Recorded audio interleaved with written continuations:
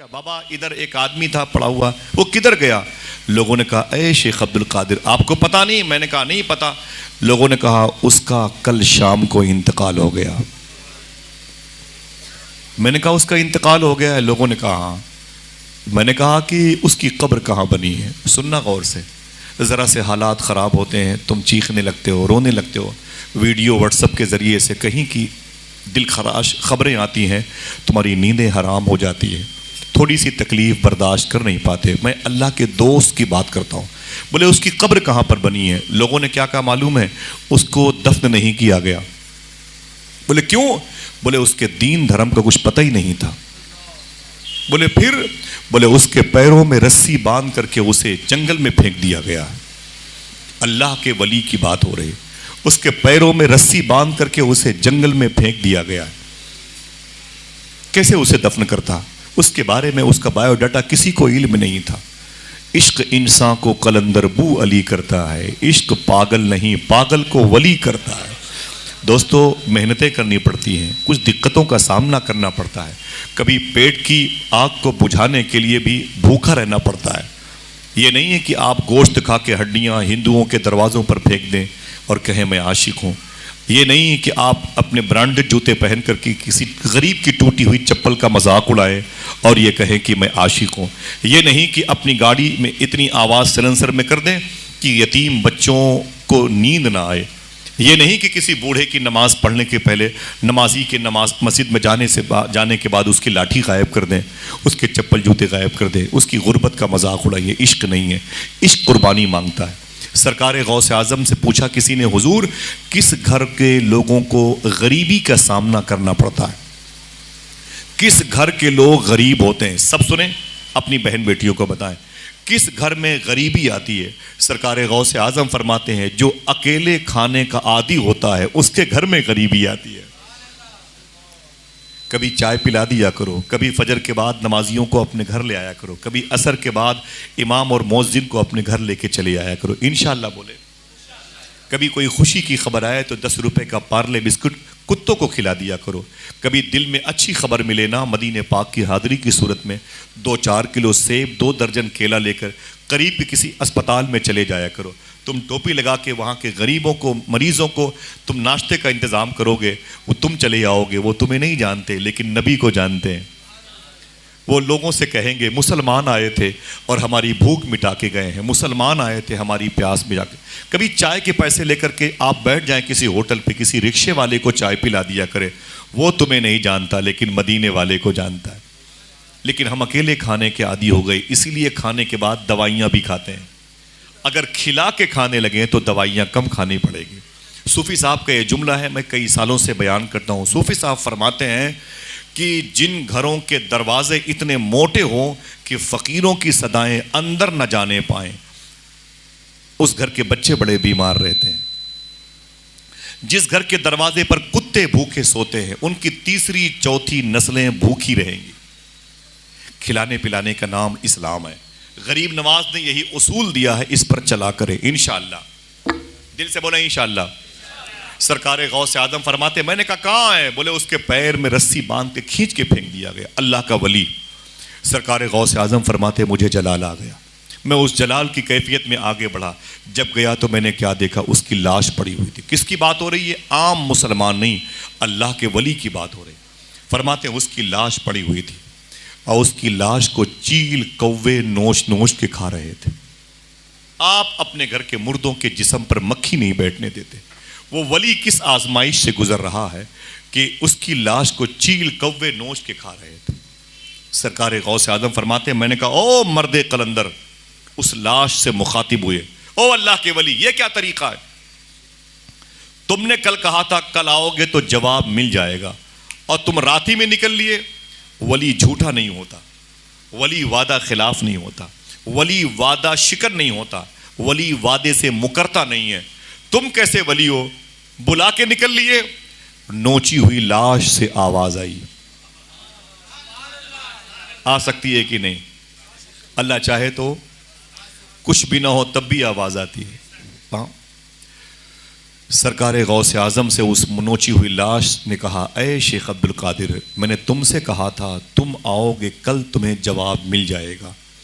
ये बताओ तुम्हारा सवाल क्या है। गौस पाक फरमाते हैं, ये तो बताओ कि तुम ऐसे पड़े हो, तुमने अल्लाह से कुछ मांगा नहीं। तो उस दरवेश ने कहा, मैं अल्लाह का दोस्त हूँ, मैं आजमाइश के दौर से गुज़र रहा हूँ, न किसी की आँख का नूर हूँ, न किसी के दिल का करार हूँ, जो किसी के काम न आ सके वो मैं एक मुश्ते गुबार हूँ। पे फातिहा कोई आए क्यों, कोई आके शम्मा जलाए क्यों, कोई चार फूल चढ़ाए क्यों, मैं तो बेकसी का मज़ार हूँ। मैं आजमाइश पे मुझे सब्र हुसैन का फैज़ मिला है। ऐ अब्दुल कादिर, तुझसे मैंने कहा कल आओगे तो जवाब मिल जाएगा, बोलो तेरा सवाल क्या है। गौस पाक फरमाते, मेरा सवाल ये है कि मैं बड़ा हो के क्या बनूं। उस नोची हुई लाश से आवाज़ आई, आशिक बनो कि महबूब, यही सवाल है। फरमाते हाँ। उस नोची हुई लाश से आवाज़ आई, ऐ अब्दुल कादिर, अगर महबूब बनोगे तो दुनिया तुम्हारी बड़ी इज्जत करेगी, बड़ी नाज बर्दारी करेगी, बहुत ही लाड और प्यार से तुम्हें रखा जाएगा। तुम जब गुजरोगे तो पूरी कायनात गुजरेगी, तुम ठहर जाओगे वक्त ठहर जाएगा, तुम्हारे पैरों का धोवन लोग पिया करेंगे, तुम्हारी बड़ी खिदमत करेंगे। दामाद को दर्जे महबूबियत का एक हिस्सा मिला है, जब घर पे आता है तो पूरे घर के लोग खुश हो जाते हैं, नाराज़ हो गया तो पूरा गांव मनाने के लिए जाता है। ये दर्जे महबूबियत का एक हिस्सा है। सैयदना शेख से उस वली ने कहा, ऐ शेख अब्दुल कादिर, अगर महबूब बनोगे तो बड़ी आओ भगत होगी, बड़ी इज्जतें होगी, बड़ी तुम्हारी तकरीम बजा लाई जाएगी। लेकिन ऐ अब्दुल कादिर, अगर आशिक बनोगे, ये मुश्किल रास्ता है। अगर आशिक बनोगे तो देख लो तुम्हारे सामने आशिक की लाश पड़ी है, खाल खिंचती है, कटती है गर्दन। इश्क करना तमाशा नहीं है, इश्क करना तमाशा नहीं है, इसके लिए मेहनतें करनी पड़ती। देख अब्दुल कादिर, मुझे कफन तक नसीब ना हुआ, मुझे किसी ने गुस्ल तक न दिया, किसी ने मुझे नहलाया तक नहीं, मेरे लिए नमाज जनाजा में दुआ तक न की गई, मुझे 3x6 का प्लाट तक न मिला, मेरे पैरों में रस्सियां बांध के फेंक दिया गया, चील कव्वे मेरी लाश को नोच नोच के खा रहे हैं। ऐ शेख अब्दुल कादिर, आशिक बनने में मुश्किलों का सामना करना पड़ता है। सरकार गौस आज़म ने फरमाया, जलाल आ गया मुझको, मैंने अपने हाथों को बुलंद किया, मैंने कहा अल्लाह अकबर, अल्लाह अकबर। सुन लो मर्दे खुदा, अगर आशिक बनने में इतनी दुश्वारियों का सामना करना पड़ता है तो फिर अब्दुल कादिर आशिक बन के दिखाएगा। ऐ लोगों, तुम्हें आशिक बनने के लिए पैदा किया गया, तुम्हें इश्क मुस्तफ़ा की चाशनी की लज़्ज़तों से सरशार करने के लिए रखा गया। अपने आप को संभालो, हर वक्त आराम, हर वक्त इस्तायुश परस्ती, हर वक्त सुकून और इत्मीनान, हर वक्त आप दुनियावी लज़्ज़तों से अपने आप को मुत्तसिल करने की ज़हनियत की कोख से बाहर निकलें। तुम्हें मेहनत करनी पड़ेगी, कभी सर्द रातों में ठंडे पानी से वज़ू करना पड़ेगा, यही इश्क है। कभी खाने पीने के दौर में तुम्हें भूखा रखा जाएगा, यही इश्क है। कभी माँ के कदम के नीचे अपनी पेशानी को झुकाना पड़ेगा, यही इश्क है। कभी कोई दरवेश गुजरेगा तो उसके पैर का धोवन पीना पड़ेगा, यही इश्क है। कभी तुम्हें खिलाना पड़ेगा, अपने दस्तरखान की रोटियां किसी को देनी पड़ेंगी, ये इश्क की एक मंजिल है। सरकार गौस आज़म वापस पलटे तो अपनी माँ के पास आए और बोले, ऐ मेरी माँ, इस वक्त मेरी उम्र 18 साल की हो गई। कितनी? बोले हाथों उड़ा के बोले, कितनी? 60 साल उम्र हो गई थी माँ की। अब गौस पाक की अम्मी की उम्र हो गई 78 साल, गौस पाक हो गए हैं 18 साल के। अपनी माँ के कदम पे आए, बोले अम्मी जान, फरमाया क्या बात है? फरमाया कि मेरी माँ, मैं ईरान से जाना चाहता हूँ। बोले कहाँ? बोले ईरान से मिला हुआ एक मुल्क है जिसे इराक कहते हैं, इस इराक में इसकी राजधानी है, उसको बगदाद कहते हैं। जाने की नीयत है तो सुभान अल्लाह कह दें। बगदाद कोई ऐसा वैसा मुल्क नहीं है। सूफिया फरमाते अगर किसी कागज पे बगदाद लिख के उसको अपने हाथ में लेके दुआ की जाए, अल्लाह उसकी दुआएं कबूल कर लेता है। मेरे शेख फरमाते हैं बगदाद की मिट्टी उठा के दुआ करो, अल्लाह उसकी दुआएं कबूल कर लेता है। जब आशिकों को गौस पाक की याद आती है तो बगदाद की तरफ देखने लगते हैं, बगदाद की तरफ 10-11 कदम जाने लगते हैं। समझ रहे हैं, इसे इश्क कहते हैं। मेरे दोस्त हैं सैयद अबरार साहब, छत्तीसगढ़ के हैं, वो इतनी मोहब्बत करते हैं गौस पाक से। उबैद भाई वो कहते हैं कि एक मरतबा मैं बाइक से अपने घर जा रहा था तो सामने से कार जा रही थी, मैं उस कार के पीछे पीछे हो गया। मेरा घर दाएं तरफ था, मैं नहीं गया घर, उसी कार के पीछे पीछे मेरा दोस्त मेरी बाइक पर बैठा था, उसने कहा यार अबरार भाई ये क्या मतलब है, वो गाड़ी आगे चल रही है, तुम उसके पीछे चलते हो, तुम्हारा घर पीछे चला गया, इस कार के पीछे पीछे क्यों चलते हो?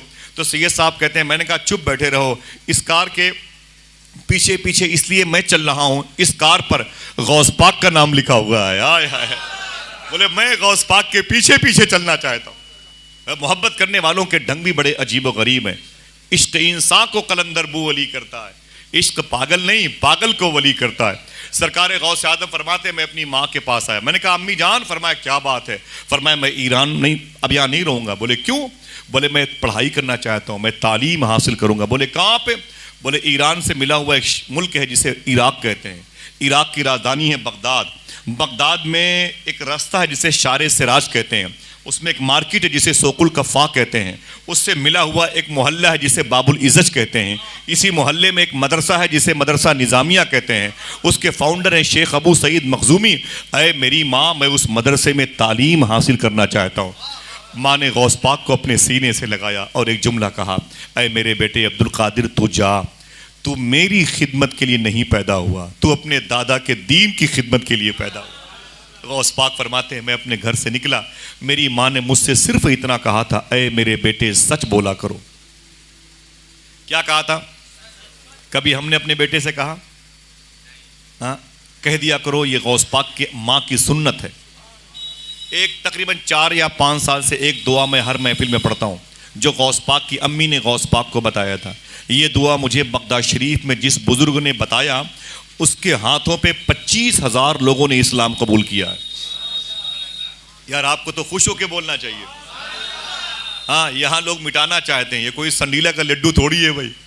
हाँ, जो दीन ताइफ में न मिटा वो कभी नहीं मिटेगा, जो दीन करबला में न मिटा वो कभी नहीं मिटेगा। इंशाअल्लाह बोल दो। फलस्तीनियों पे जुल्म होते रहेंगे लेकिन इस्लाम आगे बढ़ता रहेगा। यूगोस्लाविया, चेचेनिया, बोस्निया और कोसोवो की जमीन पर बमों की बारिशें होती रहेंगी लेकिन इस्लाम आगे बढ़ता रहेगा। तुम जितना तराशोगे ये और सिवा होगा। इस्लाम वो पौधा है, काटो तो हरा होगा।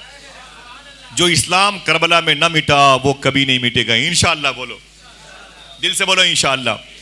सरकार गौस आजम की फरमाते मेरी माँ ने कहा, अरे मेरे बेटे अब्दुल कादिर, तू मेरी खिदमत के लिए नहीं पैदा हुआ, तू अपने दादा के दीन की खिदमत के लिए पैदा हुआ है। जा जा मेरे बेटे जा, तू दीन की खिदमत कर, लेकिन एक बात याद करना, कभी झूठ न बोलना, हमेशा सच बोलना। हमेशा, ऊंची बोलो, हमेशा सच बोलना। ये मेरी तालीम है।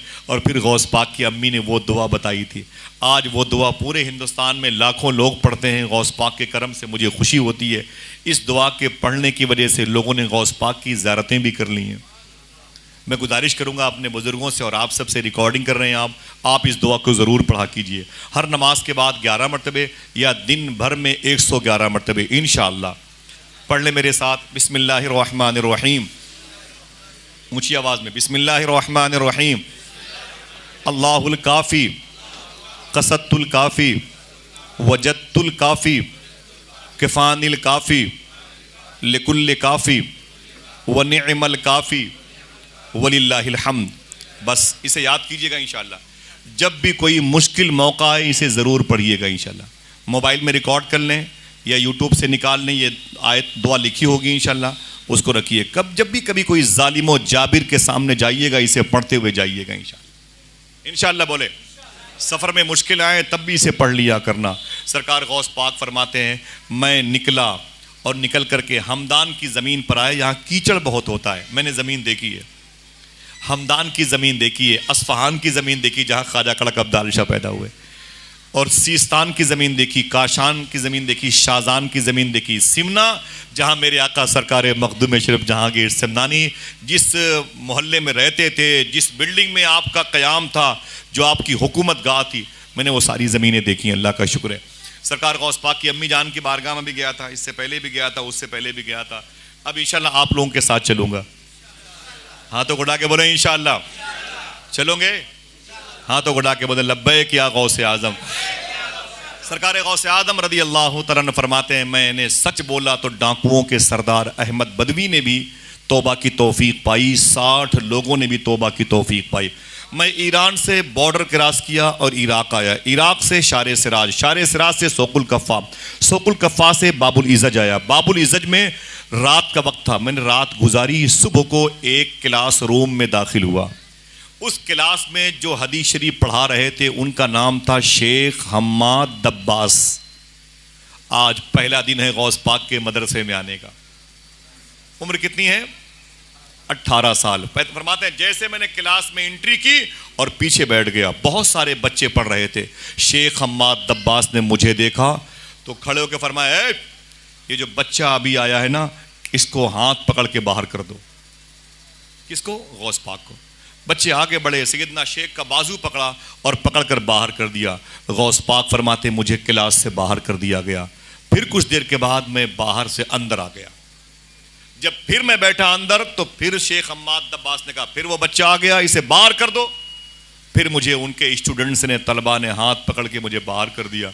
जब मैं फिर बाहर आया तो कुछ देर के बाद फिर मैं अंदर गया। जब तीसरी मरतबे अंदर गया तो शेख हम्माद दब्बास ने कहा, ताल ताल, इधर इधर आ। कहते मैं उठ करके करीब गया तो मैंने सलाम किया, शेख हम्माद दब्बास के हाथों को चूमा, मुझसे वो बगलगीर हुए, मुलाकात की और मुलाकात करने के बाद अपने स्टूडेंट से कहते हैं, अरे मेरे मदरसे के बच्चों, तुम क्या समझते हो कि ये बच्चा नाकारा है, क्लास रूम में रहने के लायक नहीं है, इसलिए मैंने इसे बाहर किया?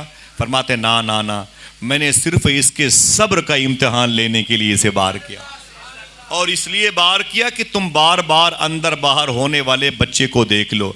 आज ये बगदाद में तालीम हासिल करने के लिए आया है। देखना कितने लोग सुभान अल्लाह कहते हैं।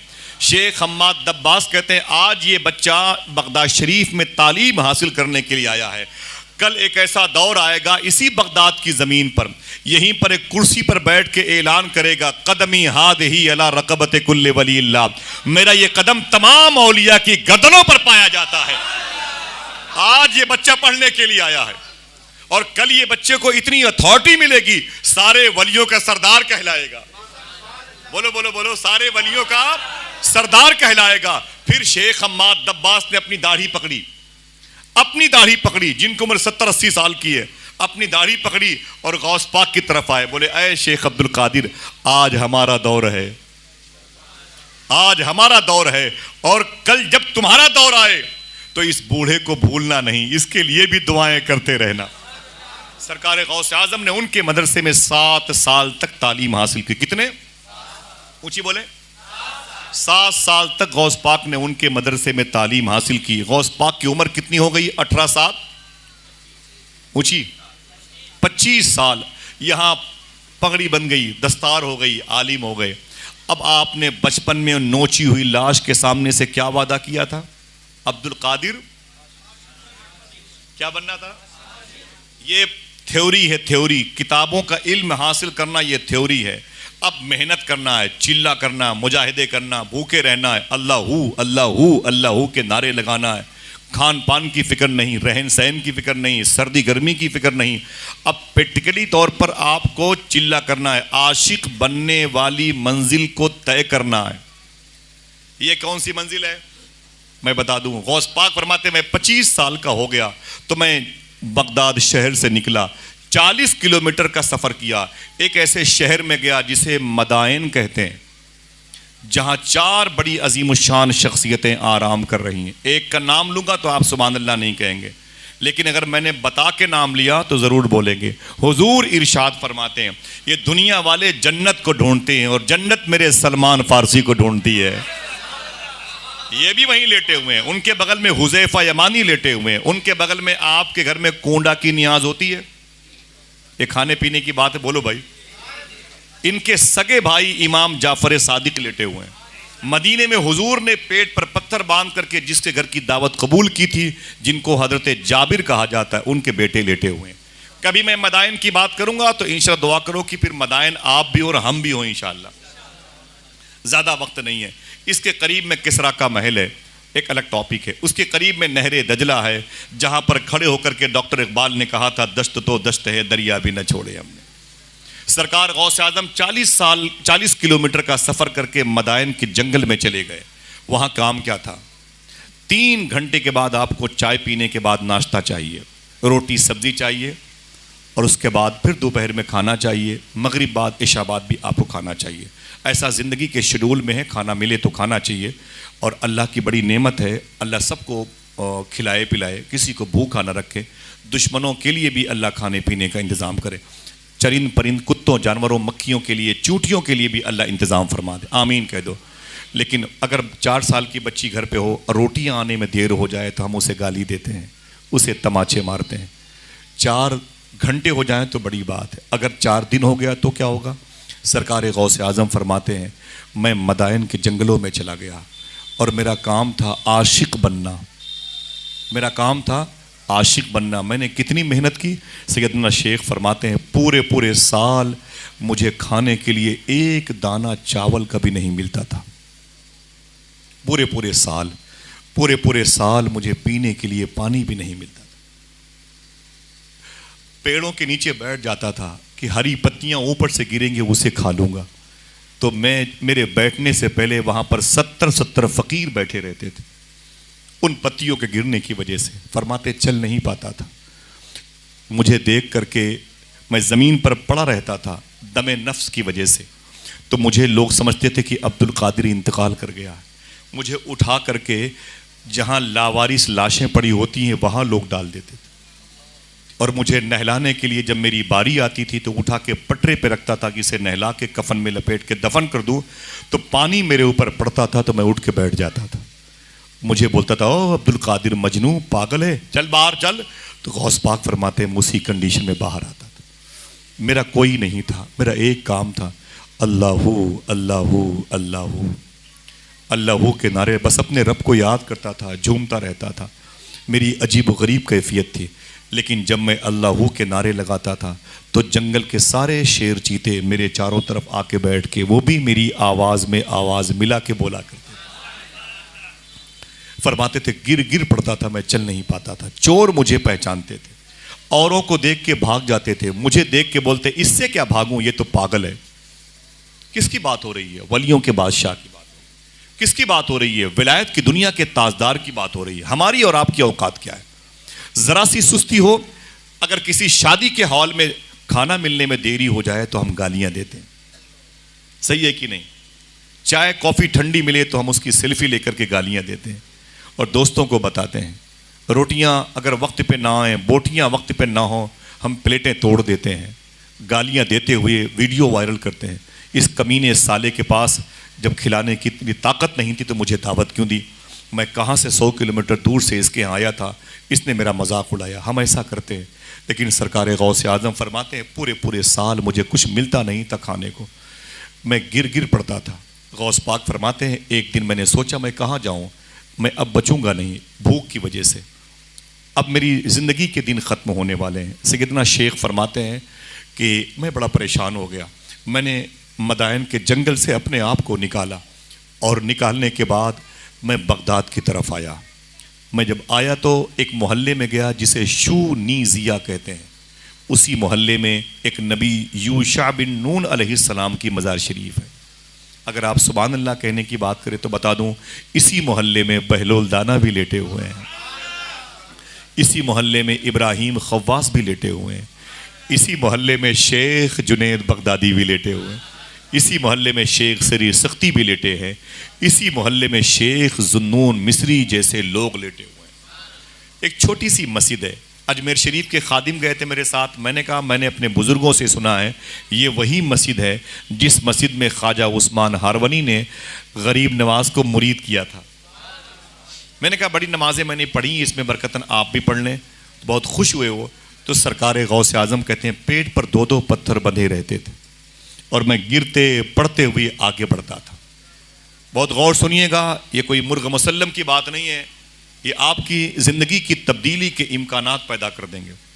कभी आप अपने घर में भूखे हो तो गौस पाक को याद कीजिएगा। जिनके नाम से मुर्गे ज़िंदा हो जाएं उसे शेख अब्दुल कादिर कहा जाता है।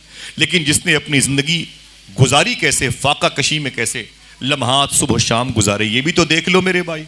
सरकार गौसे आज़म फरमाते मैं गिरते पड़ते शूनीज़िया मोहल्ले में आया। एक मस्जिद थी, मैं इधर पीट करके बैठ गया।